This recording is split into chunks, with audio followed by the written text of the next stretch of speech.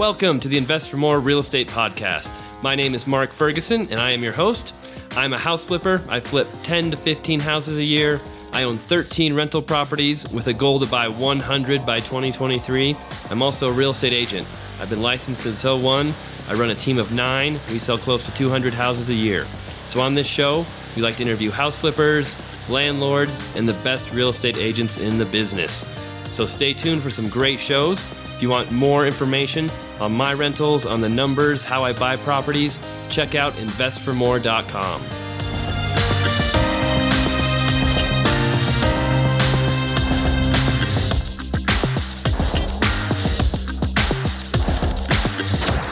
Hi, everyone. It's Mark Ferguson with Invest for More. Welcome to another episode of the Invest for More Real Estate Podcast. Today, I've got an awesome guest, great guy. I know him personally. I've met him a couple times. He's a real estate agent, a flipper, owns rental properties, reminds me a lot of myself. And Jim Huntzicker, great to have you on the show. How are you doing today? Hey, man. I'm doing great. Thanks for having me. Great. Jim got started back in 2007. So when you first started, I started as an agent myself, then I kind of moved into investing. But you started as an investor when you first got into the business, right? No. I was an agent in '05. We'll call it '06. And I started working with investors, and how that happened is my father's a real estate agent too, similar to, I believe, you. Yes. And so when you get into the real estate business, who do you call, right? You call your friends and family. Well, everybody thought, like, because my dad was this agent that had a pretty, successful career, that was gonna be super easy for me. The only problem is when I got into the business, everybody I wanted to call already worked with my father, right? Like I couldn't steal, he was still in the business, so I couldn't steal his business, right? That was his sphere of influence. So I had to go out and create my own. And of course I had a couple friends and, people that didn't use him, but it wasn't really enough to make a career out of. So I found, I found real estate investors. And so it didn't take me long, about a year in the business of working with guys who were flipping houses that, I would find them, they would fix it, we'd sell them, and they would make 30 grand and I would make a little commission. And so I didn't have to do that too many times to realize, like, hey, I'm on the wrong side of this deal. So that's actually how I started. I started in '05, I got licensed. My first really full year, I'd call it '06. And I did pretty well as far as, first year in the business. I probably did, 30 plus transactions. Most of them were investors. And then in '07 is when I started Yellow Star Properties, which is my investment company. And so since then, between an agent and investor, about 450 transactions. Nice. No, that's awesome. Yeah, it's funny. When I started out with my dad, I get so many people asking me, well, you had a huge advantage because you started out with your dad, you knew what to do, you had help in the business. And really, I think it's almost a disadvantage in some points because, first off, I had a cushion. I kind of had if I needed help, he was there to help me out. I didn't have to go do it on my own. I think a lot of times when you're forced to go out there and do it on your own, you kind of find your own niche in yourself sooner than if you're trying to follow someone else's path. And it took me 4 or 5 years before I really found my own path, which was REO and being an REO agent. And once I found my own path, that's when things really took off for me. Yeah, no, I could do it. I mean, I couldn't agree more. It's like because you have that little bit of cushion, and a broker can be your help too there. But because it was my dad, it's a little different. And so, yeah, I had to make my own pay. I had to kind of break away a little bit. Now he actually invests with me, but he had never done an investing deal prior to me being in the business. And so it's funny how he kind of came around and he had to see like all these things about private seller marketing, all this other stuff we do. Like it was totally foreign to him. So it was kind of cool to bring him into this side of the world, which I was learning too at the time. So it was neat. Nice. Yeah, no, same way for me. When you first got started investing, was your first deal a flip? Was it kind of a wholesale deal? How did you get into your first deal? My first deal was a nightmare. And like a lot of them are, and it's a great story, actually. Well, it's not, but it turned out to be. I was a real estate agent who had worked with investors, as I just told you, right? So I figured I knew it all. I could do this on my own. And I didn't know anything, man. I thought before I even finish this, if I can tell you guys anything, get properly educated. There's no shortage of real estate investing training out there. find something good. Don't try to reinvent the wheel. You'll take the learning curve off yourself by 10 years at least, and just find some good training. Cause I didn't, and I thought I knew what I was doing. And my first one, I had the wrong partner, it was just the wrong everything. It was a disaster. And I actually was about to lose money on it. I didn't know how much yet, but I knew I was going to lose money. And that's what actually got me into some of these MLS domination strategies we're going to talk about is because I knew I was going to lose money. I went and put an offer on a property. Now I had no money. I had no way to buy the property. I had, I didn't have the earnest money to put down if they accepted the offer, and it was listed at 440. So 440,000. I work in a market that's, a little more expensive than most. And I'm in suburban Chicago. It was listed at 440, but it was on the market 300 days. And I'm desperate here because I'm about to lose money in my first rehab, and I just don't know how much it's going to be. It's going to be at least 30. I just didn't know if it was going to be more. So long story short is I go see this house with a client. They didn't want to buy it, but I'm like, I saw something in it. It was totally paid off. And I looked up the public record. It was paid off, original owners, and they had updated it like 7 years ago or so at the time, but it was ugly. The nicest Greek lady lived there, and she just had the worst taste. So they had put a bunch of money into this house. It was god awful blue everywhere, blue tile, blue countertops, blue with like a white racing stripe. It was hideous, which is why because they had it priced with an updated house because it was just super ugly. So long story short is I go see it 3 times because the old lady was there. She offered me food and she had given me like baklava, which is like some dessert. Very nice. So I felt terrible when I made the offer for 300,000 when they were listed for 440. But it was very strategic how I did it. And I would call the agent and say, oh, man, I like it, but 440 is too high. And based on what we do with the properties, this is the most I could pay. I'm going to be in the low 300s. And anyway, what I ended up doing, which I didn't realize, and I still do use this today, is I use that strategy where I get them to ask me for an offer when it's like an estate sale or it's an owner-occupied property that I'm trying to get for a good price that has equity. I pull it out of the public record, show that there's no mortgage or whatever. Anyway, and so I realized I didn't realize what I was doing there, but I went and saw the house 3 times. Eventually, the guy said, "Just bring me an offer. We'll put it together." I'm like, "All right, man." And every time I kept saying, "Oh, it's going to be a lot less. We're going to be in the low 300s." And then he's like, "Just bring me an offer, man." So I offered him 300. It wasn't the low 300s. It was exactly 300, and which was 31% off the list price. And of course, he swore at me. He's like, "Oh, it's a waste of my time." And I'm like, "Okay." And long story short is they counter back they were at 440. They come in 420. He called me and it's like, "Hey, they're at 420. You got to come up off of 300. And I'm like, "Okay." And I hang up the phone. I could have told him on the phone right there that I couldn't offer more because I didn't have if they accepted my offer, I didn't have the $5,000 in earnest money to put down. And I surely didn't have the 300,000 to buy it that I wrote the cash offer for because this was they didn't ask this. I'm laughing now because it's the truth, but I didn't have a proof of funds. I didn't have anything, man. I just was desperate. I was about to lose money and I was desperate. And so desperate times call for desperate measures. And they came back at 400. I kept staying at 3. They were at 380, 360, 340, 320. And then holy crap, they accepted my offer of 300. And I'm like, over here like crap, like what do I do? Because, I know it's a great deal, but I don't know. I got one deal that I couldn't, that's going to lose money. I got no money to buy this, but like anything, if there's a will, there's a way. And I found somebody to give me the money, give me the $5,000 to put down. They became an equity partner in the deal where I didn't even know at the time because I had no training. I didn't even know what hard money, private money. I didn't know any of that stuff. And I was an agent, right? So I was an agent first and I knew none of this stuff. And I was a pretty successful agent, mind you. And I still knew nothing of the investing world because it's night and day.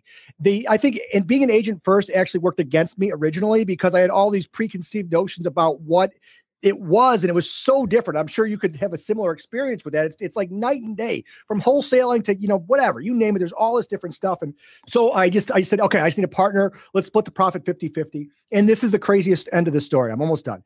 You can't make this stuff up. So on Thursday, I closed on the sale where we made I think it was $76,000 on the one we were split.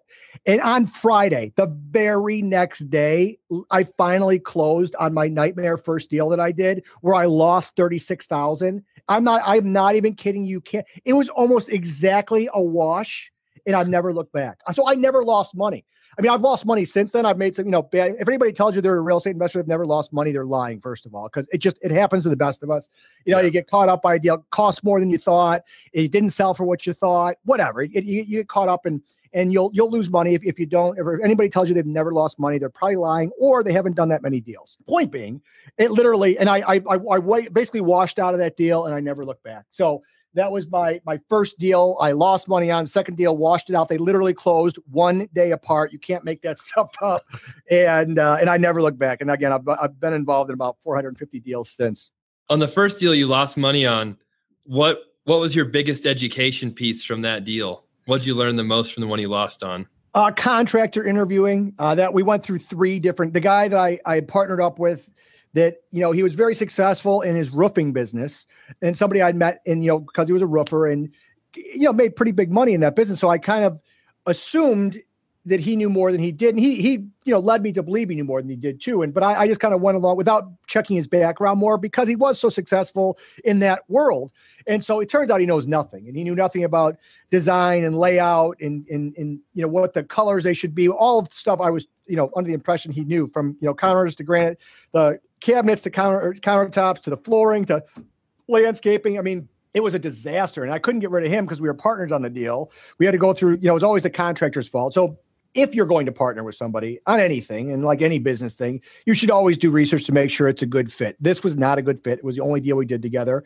I was the one on the hook for the money. He wasn't. So I'm the one that lost the money, and, you live and you learn. But I would only partner if you have to. When you're borrowing money, I would always try to have somebody just be a lender, not be a partner. I mean, the only reason I did the equity partnership is because I didn't know any different. I'm sure I could have gotten that guy to pay 12%, and I could have kept the majority of that 70 grand to myself, but I didn't know that existed at the time because I wasn't educated. And I went and I joined a big they now charge 25 grand a pop. They're a big national company.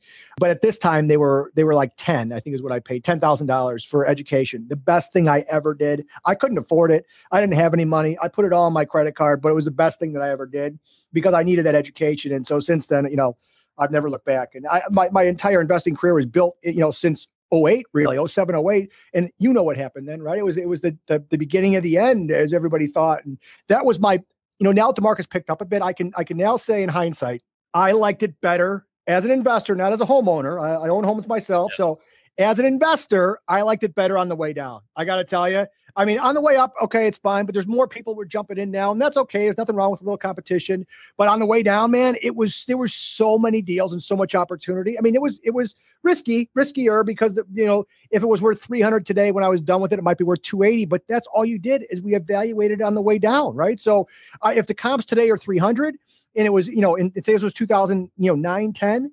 Which, 2010, I think, was like a record volume year, by the way. Everybody, prices were not what people wanted, but I think it was like the fourth or fifth busiest volume year in history of us recording that. I believe it was 2010, I think it was. I mean, prices sucked, don't get me wrong, but the volume was there.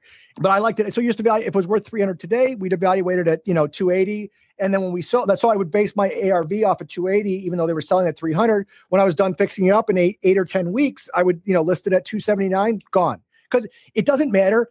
What the worst real estate market, the biggest buyer's market we've ever been in back in 9, 10, 2011. If you listed a property right, it was a seller's market for the first 7 days, no matter how bad the market was. I mean, I'm sure you've experienced that too. It doesn't matter how slow, how much inventory. If you can price that house right, especially a rehab, if you could price it right for the first 7 to 10 days, it's still a seller's market. You control that deal. So I was able to do that a lot because of the way I was buying them. And so I like it fine now because I'm a homeowner. So I enjoyed that there's now appreciation again. But I got to tell you, like looking back, I did not mind. The market was on its way down when I was learning that business. Yeah, no, same thing with me.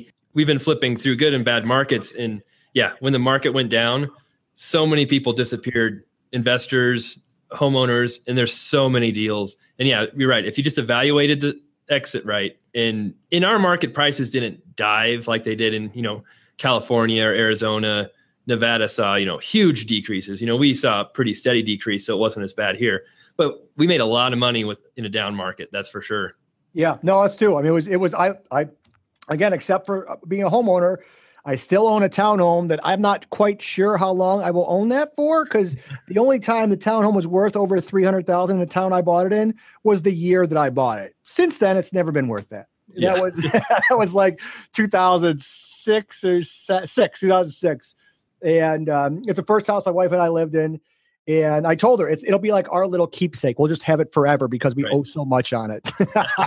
Nice. So, hey, even somebody who's successful in real estate investing, I don't think anybody got away from that, right? Most people own something that they either lost money on or still own because of it. So, I mean, it is what it is. I mean, it basically loses me about $200 a month, that particular house. And thank God I have other investments to make up for it. But I mean, I want everybody to think just because I'm successful in real estate investing that I don't have, bad stuff too that went wrong, because it's, that's not the reality. Yep. Nope. Exactly. I liked another point you brought up too about real estate agents and the investor terms. I mean, there's so many agents out there, and I would estimate 5, maybe 10% really understand real estate investors and what they're trying to do as far as rental properties or flips. Like you said, I had no idea what hard money was. I didn't know what a wholesaler was. I didn't know what ARV was. MAO. I mean, I can go on and on. Yeah. And we were even flipping houses at that time. I still had no idea what those terms were until I got to the online world. I'm like, holy cow, I thought I knew about investing. I had no idea. But and then I hear agents who want to take real estate school to learn about real estate investing. I'm like, man, you're not going to learn a thing about investing in real estate agent courses. You really have to. Well, you don't even learn about being a real estate agent in those courses, quite frankly. If anybody's getting their license, I tell them just get your license for the MLS access because you need that, but don't plan on your license doing anything else for you, because even if, as an agent, if somebody was going to get their license today, I could probably help them with 3% of the test. Like, I mean, I got to take my continuing ed, so I know that stuff, but on a brand new test, like I couldn't help anybody. I mean, it's because we don't use it. It's almost a joke, but it's the truth. No, the test is meant to trick people and that dates of when laws were created. It's ridiculous, really. Yeah. Well, I had to learn, like, I'm in suburban Chicago. There's not a farm very close to here, but I had to learn all kinds of ag law and zoning and, all the stuff you did too. All this, and you might have ag by you. I don't, but I still have to learn all of it and how they survey the land, blah, it's just. So I tell investors, the guys that I teach and whatever, if you're going to get your license, don't get it for any reason other than the MLS access, because otherwise it's just going to be a headache that you don't need. And there's ways to get MLS access without getting your license, and I'll go through that in a little bit here. Yeah, great advice. But now at one point, I don't think you're quite doing this many, but you were doing 15 flips at a time. Yeah, how did you build up? I owned 15 at one time. How did you build up to that? And how did it drive you crazy? Well, I had a good project manager at the time who ran a crew that had most of the guys on it. So we didn't use a lot of subs at the time. And there's good and bad things that came from that. But there's a lot of phone calls either way, a lot of phone calls. And it was right before my kids were born. I have twins, just like you do. My twins are almost going to be 4 in 3 weeks. They'll be 4. And so I was go. As you can tell, my personality, I talk fast. I work this. I mean, I'm a very rapid personality type. And I kind of go full force into everything I do. If I do it, I don't do it a little bit. I don't know how to do things a little bit. So there's good and bad parts to that. But once my kids were born, I dialed everything back and I went to like 1 or 2 for a while, because the first 3 months my twins were born, I don't even remember. I'm sure you can appreciate that. Then I went to like 4 or 5. And that's where I kind of hang out now. I if the deals are right, I'll go up to 10. But I usually hang out just doing around 4 or 5 right now, because it's, it's comfortable. I like, my goal at this point in my life is to hang out with my wife and kids as much as possible versus making money as much as possible. I mean, I like money, don't get me wrong. And once my kids go into school full time, I'll turn things back up again. But for now, it's more, more about time. And when they're this young, I want to hang out with them as much as possible. And I don't leave my house until my kids are gone. And my wife, like, whatever they do in the morning, that's what dictates what time I leave. That's kind of a cool part about being, self-employed and a real estate investor too, is that I don't like, now they're leaving at 8 a.m., which is like early. I'm like, crap, I'm not even showered yet, because they got this preschool starts early. They used to leave at like 9 or 10, and I'd hang out with them for a while. They'd be like going to a play date or something at like 9:30. I'm like, all right, time to get to work. And I used to be to work at 7, 8 a.m. before them. So don't get me wrong. It's not like I'm lazy here, but I like hanging out with my kids in the morning. It's one of the favorite things I do. Yeah, nice. No, I'm the same way. I get up when my kids get up. Yeah. So it varies every day depending on what's going on.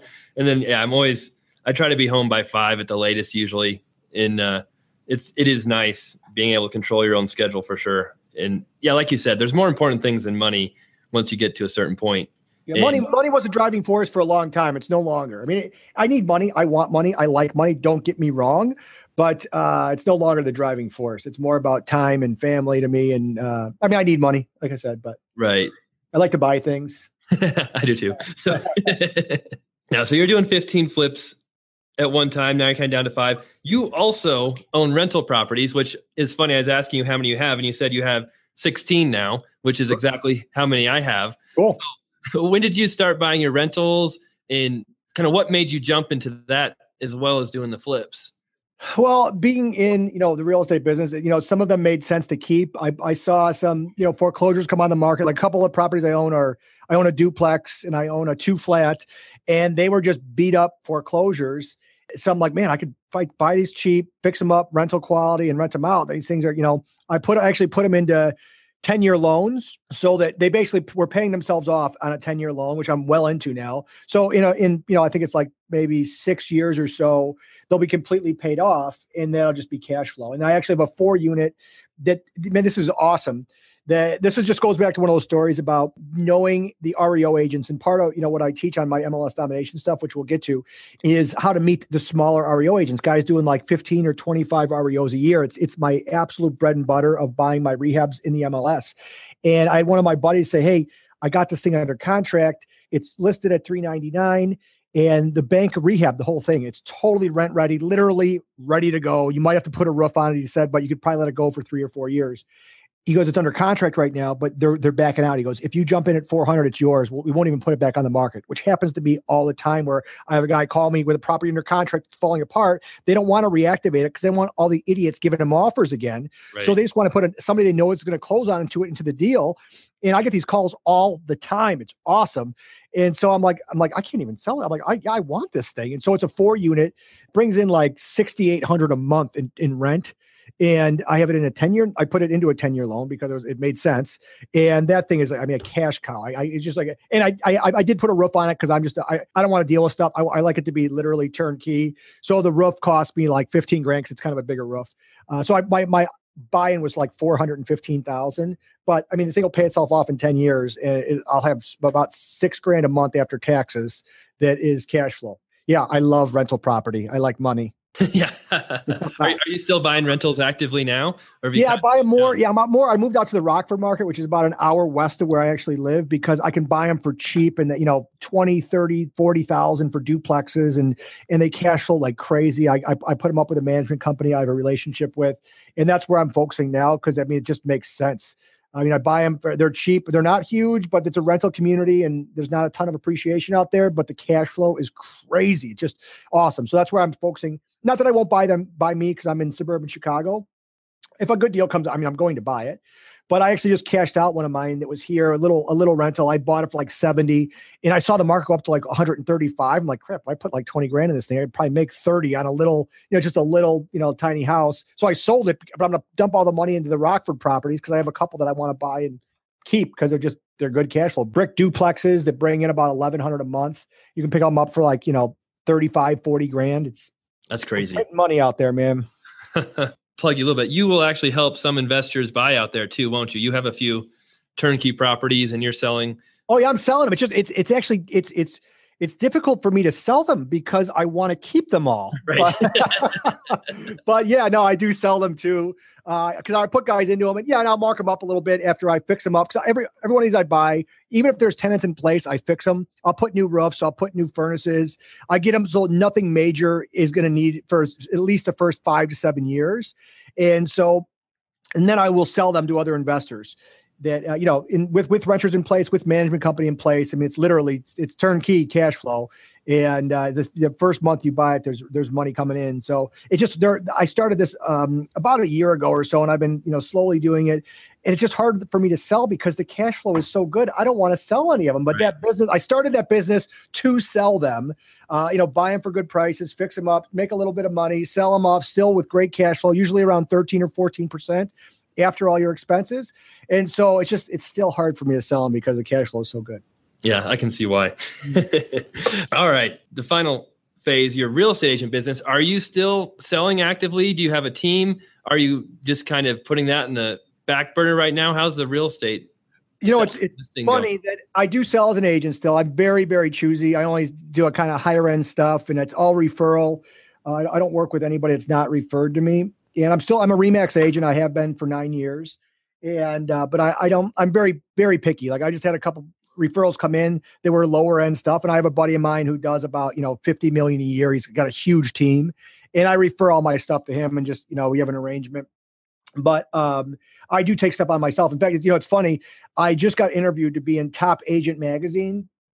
And after the interview, they called me and they're like, hey, you want to be on the cover? And I'm like, and I didn't really stress how much real estate investing I do. But what I think is cool is I consider myself a real estate investor, and a real estate investor is now going to be on the cover of Top Agent magazine. So I don't know. I thought that was pretty cool.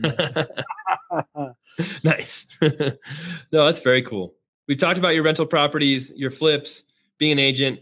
One thing that we really have in common, I've interviewed, quite a few different guests who are flippers, who are wholesalers, and they primarily are getting their deals from direct marketing, off-market properties, sending direct mail, billboards, even bandit signs. I've bought a couple properties that way, but I'd say 90% of my deals I buy through MLS. And I know you do maybe not quite that many, but probably at least 75% of your deals are through MLS. And so what's the attraction you see to MLS? I know why I like it, but why do you like MLS so much? It's cheap and easy, first of all. Well, I don't know about easy, but it's cheap marketing cost wise.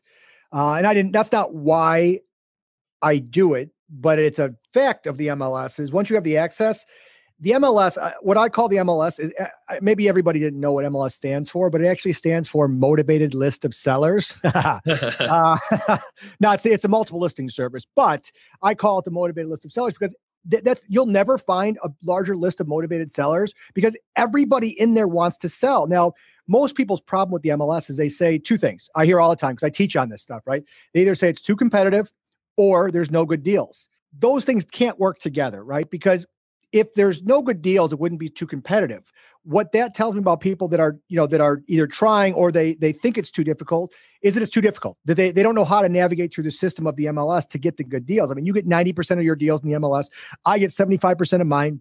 I had lunch with a guy a few months ago that's in my market, well, in my MLS, but he's about an hour and a half away from me. The guy does about 200 rehabs a year. He's a rock star. The guy, wow. He was bragging to me though about he works from 5 a.m. to 10 p.m. And he's like bragging to me, like, I get a lot done. I work 5 a.m. to 10 p.m. And I'm like, that sounds freaking awful. I didn't say that to him, but it did sound awful to me. I want to work as little as possible. And anyway, the point is, I thought he had some underground deal source, this guy doing 220 rehabs a year. Because when I looked him up before I knew him, I plugged in my MLS. He had like 76 properties under contract that were rehabs for sale. I was like shocked. I'm like, wow. I got to meet this dude. But anyway, he does 80% of his deals out of the MLS too. So I thought that, hey, I don't do that many. I don't want to do that many, but it's, if he can do 13 deals a month out of his MLS, I mean, I think anybody listening could do 1 or 2, whatever. And you could put me in any MLS in the country and I could pull one deal out that you can make money flipping. I mean, so anybody who said you can't use the MLS to get deals or it's too competitive just doesn't know how to navigate through the system. That's all. I love it. It's cheap. It's easy.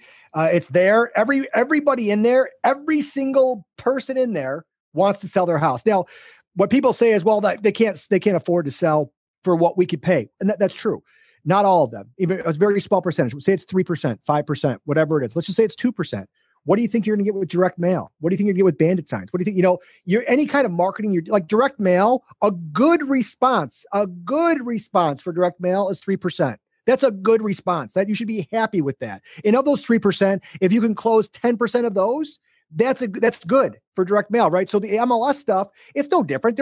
Yes, of course, there's 97% of the listings that don't qualify for what we do, but there's still 3% that do, or 5%, or whatever that currently is. That's why I like the MLS. The MLS, it's cheap. Once you have access, there they are. Just got to start putting offers out, and it's strategic offers. So it's not just like, I know there's guys that sell like these offer bot systems that just kind of like, throw out 200 offers and, will that work? Sure. You throw out enough bones, eventually, it's one, you're going to get one, but, I'm more of strategic where I work with, I get about, I don't know, I'd be curious what you get. I get about 10%, meaning if I put out 10 offers strategically, I won't get 9 of them, but 1 I'll get, so if I need to buy 2 properties, I know that I got to do about 20 offers and strategic. I call the agent. I've never submitted an offer in my life without calling the agent first. Even if it's an REO, a big REO office where it's hard to get a hold of the agent, I have never, because tell me how annoying this is when you get an offer on one of your listings and nobody called you. You know it's going to be a piece of crap offer that's super low, right?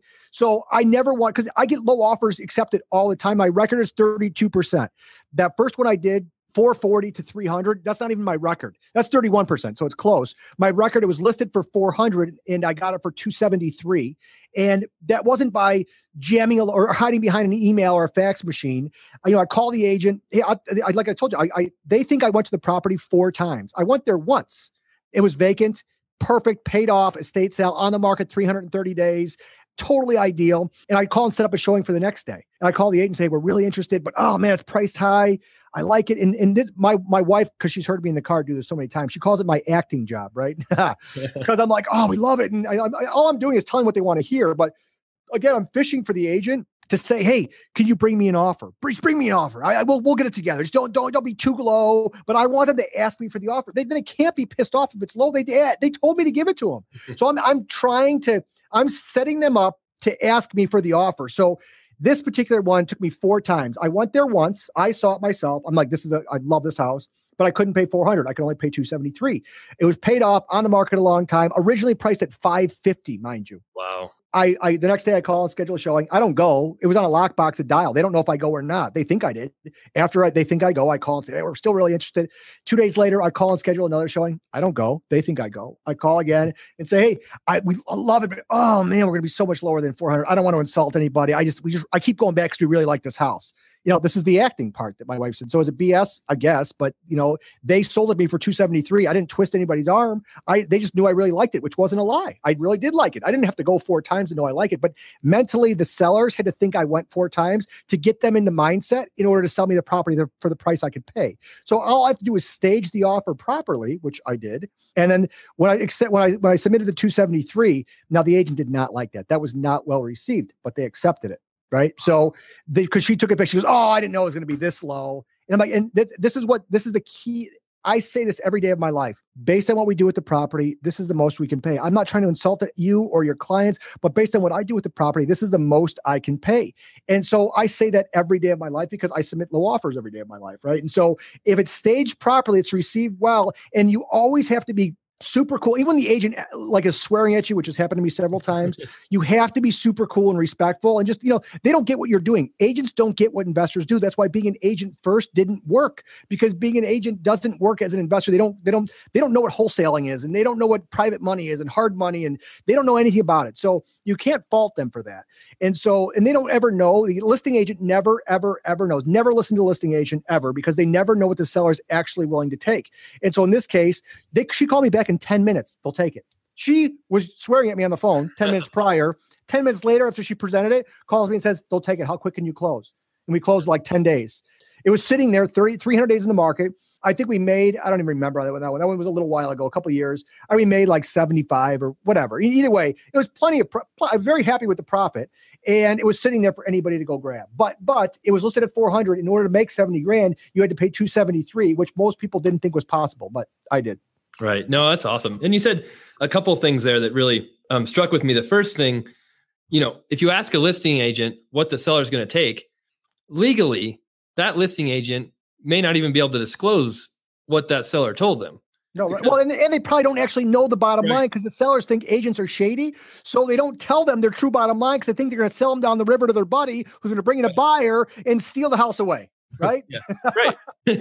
and a listing agent, if they know they're going to take 20,000 less, they're probably not going to tell you that, because they shouldn't. Legally and ethically, they should not tell you that. It's unless the seller gives them permission to say, hey, we'll take 20,000 less, which I don't know any sellers who are going to give their agent permission to do that. No.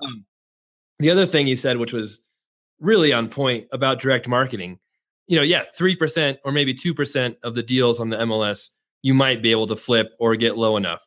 But you're spot on with direct marketing. 3% is a good response rate. And 50% of those people are going to be mad you called them and annoyed. And 40% are going to want a retail price with no real estate agent commissions, and they think they're getting a smoking deal. And then you've got to identify the 10% who are really motivated. And then you've got to negotiate with them.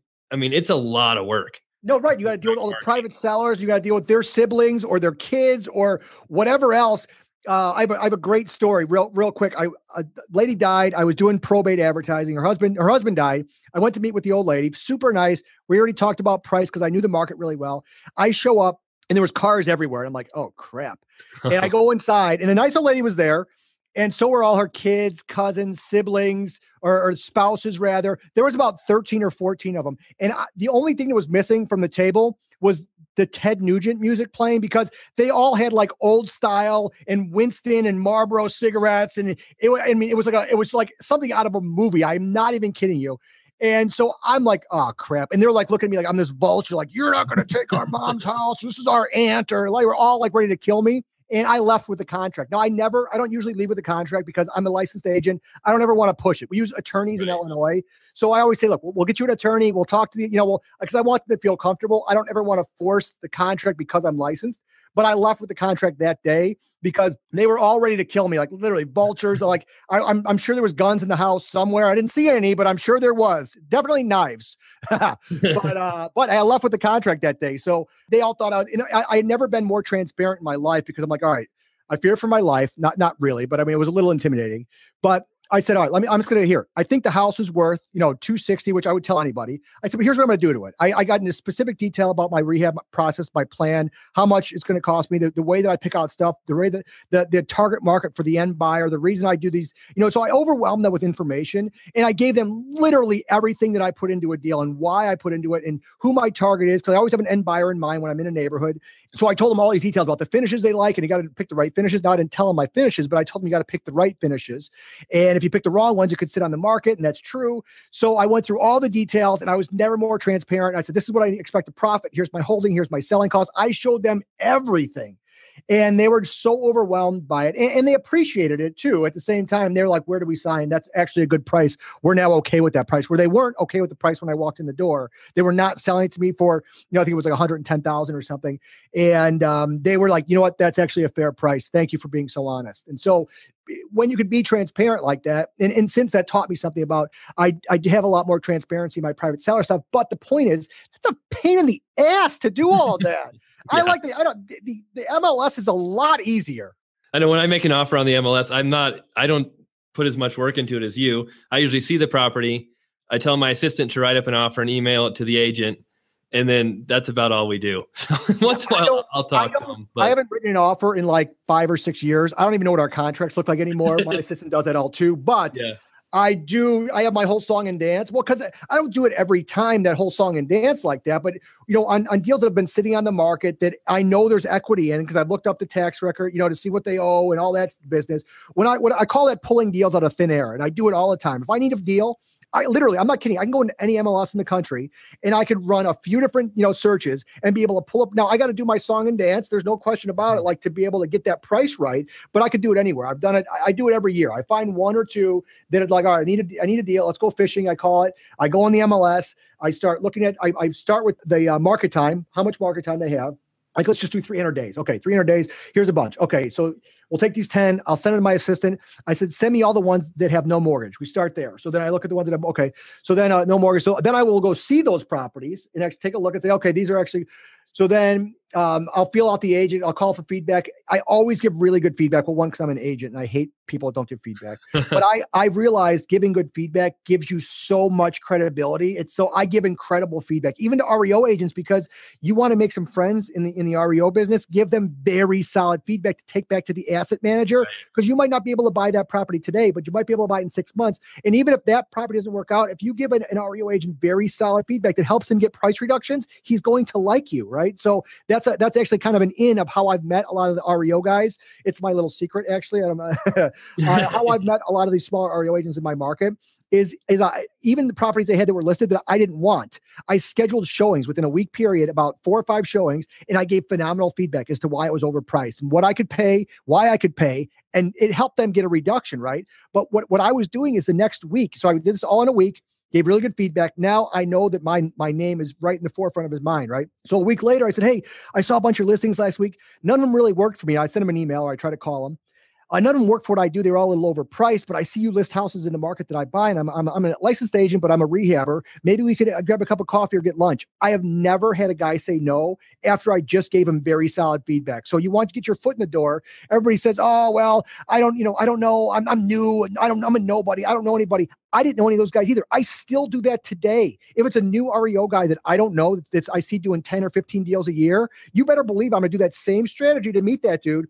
I have a little more credibility in my market because my name is known now, but he may not know me. And so I could use some stuff, to get my foot in the door without doing that. But I still give great feedback like that because it works. It's a great way to build rapport. It's a great way to have your name in the market. They love it. It's just a very good thing to do. Even though there's virtually no REO in our market right now, our prices are so high. As you said, the asset managers, if you want a price reduction, you don't just ask for a price reduction. They give it to you. They want data, see feedback. They want to see a new BPO, new comps, proof. And also they'll want to see low offers sometimes too. They'll say, do we have a low offer that, shows the price is too high? So it doesn't hurt to submit low offers on REOs on that front either. Which your REO friends will ask you to do sometimes. Yeah, no, that happens with HUD where they'll say, hey, we know this price is too high, but we can't reduce it over a certain percentage unless we have more proof. Have you had any low offers on it? And on this particular property is literally like 200% overpriced. And like, no one's stupid enough to make an offer on this house because they know it's overpriced. But except for you. No, just kidding. Hey, man. But again, I've been asked to do that too. Like I've had my buddies call me, hey man, we need an offer on this. Can you lowball this thing for us? Like they wanted a real offer with a proof of funds from a real investor so that they could say, this is all we got. I don't know if I bought a property that way, come to think of it. I'm sure they handed me another deal as a favor, because I gave them that offer, but I've done that several times over the years, probably no less than 20 times with some of my REO broker buddies that needed a low offer because they needed a price reduction. So of course, hey man, one hand shakes the other. If you give me a deal, and then they'll call me with a deal. This is why you meet the smaller REO guys, because they'll call you with a deal on Wednesday. They're like, hey, we have to list this thing on Saturday or Friday or whatever, but here's the code, go in there. I think you can pay list price for it. So if you can go pay list price, go look at it today. We'll have to list it on Friday, but we'll submit your offer immediately. And I think you can pay list price. So, I let them double on the deal because I rarely represent myself. I only represent myself when I'm an investor, if I'm forced to. If the agent won't double on the deal, or if once in a while the bank does not allow dual agency, which whatever, I take a commission. I'm not going to say no to a commission. I'm not an idiot, but it makes sense to let smaller REO guys double on the deal because then they hand you deals before they even hit the market because they will make twice as much money, sometimes even more because a lot of times their end is a lot smaller than the buyer side. Right. So oftentimes they're actually making more than they would have, more than double is what it is. So they will hand you deals. And I've had several guys hand me, large profit checks. They didn't know how much I was going to make, but they knew it was a good deal and they literally handed it to me. All right. So all this MLS talk and how you get deals, you actually created a program to help teach people how to do this called MLS Domination. So tell me a little bit more about that, how that works and how that's been going so far. Yeah, man, it's great. It kind of happened by default. Like, I kind of fly by the seat of my pants with lots of stuff that I do. And I was teaching for a large national company, real estate investors. And I didn't like that. It got to be too big of a company. I came on as like the 11th coach. And by the time I stopped, there was like 77. It was like wild how big they got. I heard last year they did like 150 million in sales, like crazy big. So good for them, but it wasn't really the right environment for me anymore. But when I realized I like teaching. So long story short, I started teaching one-on-one on my own. And these guys I was charging pretty big money. It was about $5,000 a month. And I kept teaching them. We'd have 2 calls a month, plus, it was email support too, as much as they needed. But in the 2 calls a month, we kept going back to MLS stuff. And I'm like, man, these guys are paying me big money and all they want to learn is MLS stuff. Now, they were cool with it, but I was not okay with charging them $5,000 a month with what I thought was teaching them very basic stuff on the phone. So I set out to create this program to give to my one-on-one students, just so that when they signed up for my one-on-one program, it'd be like, here's MLS Domination, have this, and then we could talk about higher level business building stuff during our calls. And through the product creation process and learning how to market and all this different stuff that I had no idea what I was getting myself into, I realized, hey, this is actually a pretty awesome product. I should just make it a little better and sell it to everybody versus just my one-on-one students. So that's what happened. I mean, it's an awesome product. It's getting great feedback. It's still at the very infant stages. We've sold a bunch. Just people love it. I mean, there's an Ask Jim Anything form in there. So everybody who buys the program gets to ask me direct questions. So literally these guys used to pay me $5,000 a month for my one-on-one program. And, for peanuts compared to that, people can get and ask me questions. And I go in there twice a week and I answer every question personally. So you literally get, 6 months in this program of being able to ask me anything you want within, about the MLS. So it's awesome. And I love it because I get to teach still. And I like helping people. And it's just I started it not for the reason I ended up being, all good things, but it became something totally different from what I started out to be. And I absolutely love it. It's, I love teaching. I love helping people. So it's a cool way to do that. And still, cause it's how I get deals. So all I'm doing is showing people what I do every day. And it's cool, man. I love it. It's a 6-module course. It's all online. It's super easy. There's all these cool bonuses. It's just awesome. I mean, people love it. And again, we're just starting to market it now. So I mean, it's a good program, man. It's really, I put my heart and soul into it. I'm very proud of it. No, yeah, I've taken a look at it, and you were nice enough to let me look at the videos. And yeah, there's a ton of great information in there. I've learned a lot myself too. I mean, it's not just for beginners. There's a lot of information in there that anybody can use for finding those deals. Like you said, the techniques of talking to the agents and really getting in with the REO people.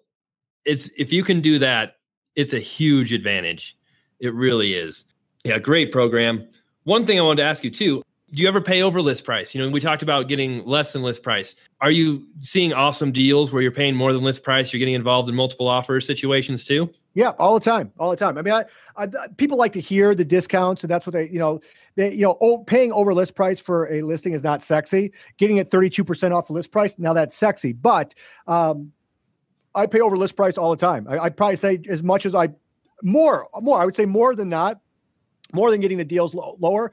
When a really good listing comes out, my favorite sale in the MLS is estate sales. By far, hands down, my favorite sale without question. But they're not as consistent as like the smaller REO guys. If you can get 5 or 6 good small REO guys to be in your, I would say pocket, but that's not the right terminology. But if you can work with 5 or so small REO guys, that is ideal. You'll have that will be your most consistent stream to deals is the smaller REOs. But my favorite deal in the MLS is actually estate sales, and a lot of times agents actually underlist them because they're not sure they need a total update, but they're in good condition. So it's a hard thing to list, and they don't know, and so. Usually estate sales, is where I end up paying over list price, and I do it all the time, and I have no problem doing it. I don't care. Just like when a wholesaler brings me a deal, I don't care how much money he's making if I can pay his price. I don't want him to gouge me. I'm hey, we're gonna have a working relationship. Don't charge me $50,000 when you can charge me 20 or whatever. Because let me leave some skin on the bone too. But I have no problem paying over list price. I do it all the time. In fact, the deal I just got listed at $239. We paid $245. Actually, I ended up paying. I tried to give the agent the commission, but she wouldn't do it, or got awkward, which I don't know what happened there. So I took the commission myself. So I ended up offering like $251, which was $245 to me. It was the same price. It didn't make a difference, and I got it. So we were over list price by like $11,000, but once you factor in the commission, it was about $5,000 over. It blows my mind how many people, especially as me being a listing agent doing REOs and some stuff are good deals, and they submit an offer, and as soon as they hear there's multiple offers, they withdraw their offer and they don't even submit it. It's like, what are you doing? Just submit your offer the same. Why are you afraid of competition? Competition means it's an awesome deal. What's funny, the flip side of that is one of the bonuses I give away with the program, I call it the retail buyer stick strategy. Because when I'm selling my rehabs, I no longer disclose multiple offers. I started that last year because the level of insincere buyer, because the buyers want a good deal, right? And so that's probably what you're experiencing with the REOs. Those are probably more retail buyers than investors, I would think, but I'm not sure. But either way, the retail buyers are brutal today, and they are backing out. I had a deal this is the last deal I did. It was the beginning of last year. Listed it for $494.9 and got a list price offer in multiple offers, two at $495, one at $490. So of course we take the one that was putting the most money down on the $495. And 3 days later, the day of the inspection, they back out, get cold feet. Don't even do the inspection. Awesome. So we go to the second $495. Like, oh yeah, we changed our mind. We no longer want to buy it either. Like, are you freaking kidding me? So then we go to the $490. $490 takes it. They do the inspection. They back out after the inspection without asking for anything. Cold feet. The inspection had nothing to do with it. They just decided they didn't want to buy the property. So now we're 3 buyers in. We're on the market twice, on and off. Accepted offer, contingent, reactivated, accepted offer, contingent, reactivated, both within one was 3 days. The other one was like 10 days or 7 days, but it both looks like an inspection issue. Now that property sells 3 months later for $467. So I lose 30 grand because of these buyers. And it was my fault for disclosing multiple offers. So you can tell I'm a little bit passionate about that because that screwed me there. And so we don't tell anymore. All I do is when on my retail side, when I'm selling my rehabs, if I have multiple offers, I don't tell anybody. I just counter offer very hard. I stay firm on price. And the offer that I finally accept, I want them to feel comfortable and secure that the deal is theirs. So after they give me the earnest money, whatever that is, if it's that day, 3 days, 5, whatever that is, as soon as I have the earnest money, I tell the agent, hey, just so you know, we had 2 other offers come in since we accepted yours. Now, we didn't have the earnest money yet, but we are a man of our word, so we're sticking to the deal just to let them know. Then they feel secure and actually they feel like reinforced with their price. So now versus the mindset before that, where they thought there was multiple offers, they feel like they overpaid because they had to offer more and they were comfortable. Where now, when they accept their offer before they knew about other offers, they now feel that like relieved that they got it over other people. It's this total different mindset thing. So it's worked freaking famously. I mean, I now, and then when you tell the other 2 offers, this happened to me a lot. Tell the other 2 offers, hey, we accepted another offer, sorry. And they're like, oh, you didn't even tell me you had another offer. And they're like, well, they offer more. Well, I've been even caught up because it was 10 grand over what I had. I'm like, oh crap, 10 grand. All right, I'll take that. And then they back out because they feel like they overpaid. So that I screwed myself by taking the higher offer because they backed out anyway. So I do not disclose multiple offers. When I tell the other offers that we accepted another one, even if they offer me 50 grand more, unless they're cash without an appraisal, which doesn't happen on retail very often. Right. But I do not take it because the odds are they're going to back out. And so the level of insincere buyer is absolutely astonishing to me. So that's why I put that bonus in the program. It's called the retail buyer stick strategy, and retail buyer is your end buyer. It's just a little tips that I've learned over the years of what to do and what not to do. Me being the agent that sells these things, about how to control the deal. And even with financing, there's lots of little tips in there that I've learned of what not to do mostly to help you keep that buyer in the deal. And it always shocks people that like, why would you not disclose multiple offers? Don't you want the most money possible? Well, of course, but if they all back out and screw you out of 30 grand, well, that didn't really work, did it? Right? No, that's a great point. Sorry, I went on a rant there. I apologize, but I feel very strongly about that. No, that's an awesome, because like you said, if you have a house on the market, it goes under contract and the loan falls through inspection, 15 days, 20 days, comes back on, it does it again. People are going to think something's wrong with it. Yeah. They're going to think it's an inspection. They think something's wrong with it. They'll see the days on market, like, all right, I'm going to look at it because obviously there's something wrong. It costs you, 10%, 15% of your list price. Or like you said, you might be, if you're asking for multiple offers, pushing people, you might make a couple grand more, but you're risking a lot more if they back out. So I like that strategy. Was by default it happened. I didn't mean for it to happen. I didn't like that it happened. It cost me. It was like, every time I lose money in some way or it cost me money, I'm like, all right, I never went to college. So I'm like, all right, that was a year of college. That was another year of college. college.